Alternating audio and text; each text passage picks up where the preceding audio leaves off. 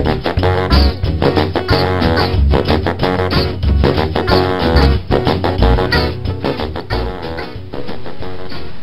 all started in 1988 with an art show of mine called A Beautiful Day in the Neverhood. It was 17 paintings that depicted a little clay city with little clay people running around in it. Years later, myself and my team found ourselves at Steven Spielberg's house pitching this idea for a PC game, and DreamWorks Interactive loved it. We started brainstorming right there, and we started just drawing like crazy and coming up with monsters and contraptions and puzzles, and those were the most creative days of my life.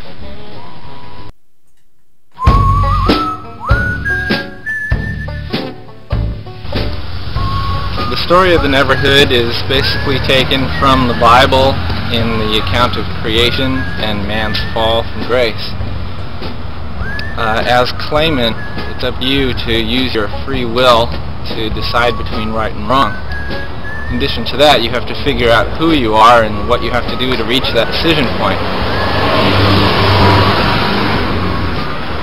Claimant as a character is an innocent, but two questions to ask yourself when designing a new character are, is he funny or is he scary? In the case of all the characters in the Neverhood, Clayman, Willie, they're funny. But in the case of Clog, they're very funny.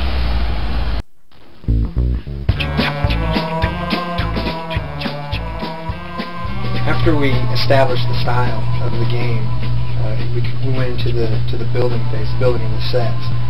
First I mapped out the set and how it was going to be constructed. I ended up building two different sets, a large scale set for the camera to move through, and then a smaller set so that we could show the whole world. We didn't have enough room to actually build the whole world on a larger scale. A lot of the buildings were designed. A lot of it had to do with the limitations of the materials, the wood and the clay. And then some of the other elements of the world, some of the trees and a lot of the overhanging elements had to do with just nice compositions for each shot. That was sort of the way that a lot of the look came about, was really had to do with a lot of the restrictions and working on.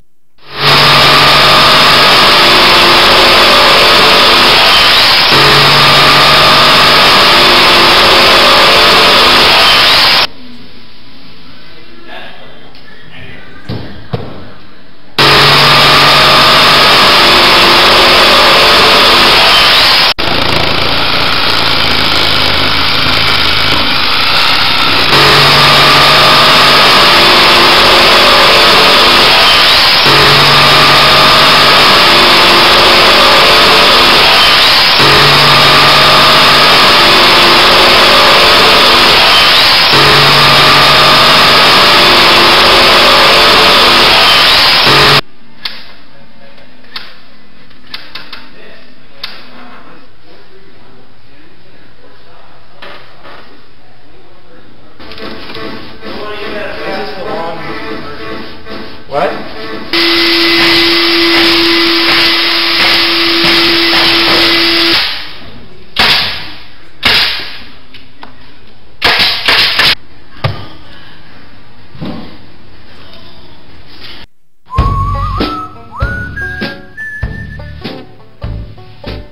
We used about 3 tons of clay, I'd say, to cover the set and the interiors.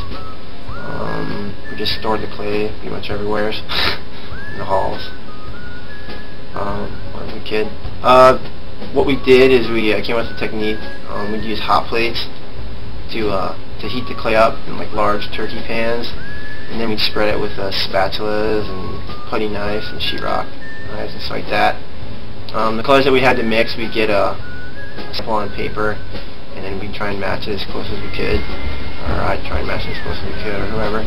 And we just put it on, let it cool down, then we have to thumb it to get texture out so it didn't look like frosting on a cake.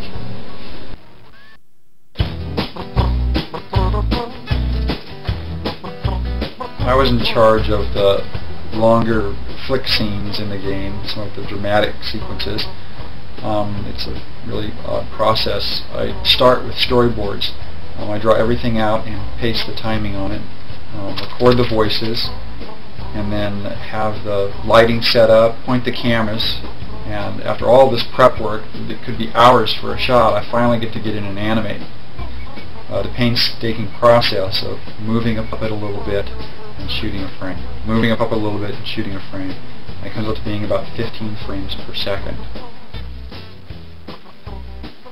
The way that we approached the first-person movement was to build a track system out of wood. We looked into other systems, motion control camera, and 3D generated artwork, but we wanted to stay away from all of that. We wanted to kind of go the low-tech route. The way that the camera movements are handled, the camera sits down on this track and is moved along in small increments, 15 per second. And the turns are handled by hubs that rotate, that the camera sits on and rotates.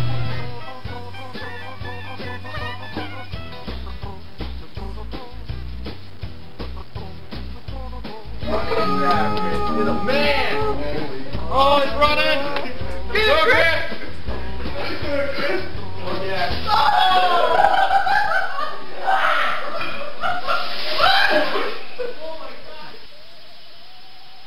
My role in creating the Neverhood was to do all the puppet animation, the interactive puppet animation, where you are controlling Clayman or any of the other characters. That's the animation I did. Oh, I don't know, maybe 20,000 frames of animation using latex puppets with mechanical armatures and clay puppets with wire armatures. Yeah. Hi, kids. Hi, Terry. My name is Uncle Terry. Hi, Uncle Terry. And I do the music for the Neverhood. It starts with a guitar. This is a guitar. And this is a guitar chord. And what Uncle Terry does is he waits for the muse to visit him before he writes a song. I'm going to wait right now. From the start of the Neverhood, we knew that sound and music was going to be, an integral part of making the Neverhood come alive and be real. We wanted the sound effects to be very earthy, almost grotesque, thuddy clay. The music, because the gaming industry was all going to heavy metal and techno, we wanted to kind of take a right turn and go into blues and just Dixieland, just funky, crazy stuff, which we knew Terry Taylor, whom I'm a big fan of, was very good at, very versatile. He did a couple of songs, they worked out very well, and, well, he got hired. The voices of the characters, we couldn't afford any more voice actors, so we all did them ourselves. And I did Clog and Hoborg and Big Robot Bill, and Mark Lorenzen did Billy Trombone. Clog, we would have me say something like, "I know what you're thinking and you can forget it!" And then we would pitch it up an octave, so he sounded like this little, crusty little guy, evil, with evil heart.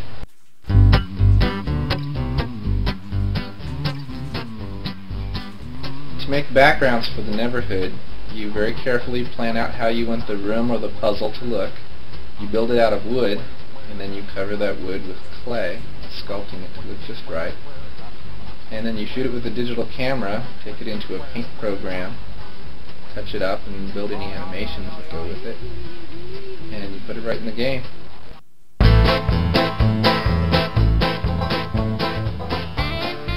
I'm a recovering programmer, and I'm proud of it. I worked on the engine, I worked on resource compilers and just pixels and bits and pixels and bits, and I programmed and I slept a little bit once in a while, but mostly I programmed. When we first decided to make a video game using a bunch of clay and sets, I was really excited because that sounded like a fun thing to be in on. So we brought in some carpenters and they started building these wood sets, and I wanted to help, but I had to set up a network and write some animation tools for the artists. But then they started playing the set, and I thought, yeah, it's going to be fun. But I had to write a sound engine for the game and work on some of the first-person puzzles. And before I knew it, everything was built, and they filmed everything, and I hadn't gotten to have any fun. Just the artists had fun. The programmers, we worked in our offices. But they got to use computers. In fact, this is Doug's computer right here. He used it every day. He got to use computers and play with clay. I was stuck using computers. Well, Mr. Doug Nagel, this is what I think about that. Oh man. Oh man. Oh man. I just sit here with my hands folded in my lap, very quietly. And if anybody comes by, I scowl at them, and they think they're interrupting something important, and they go away.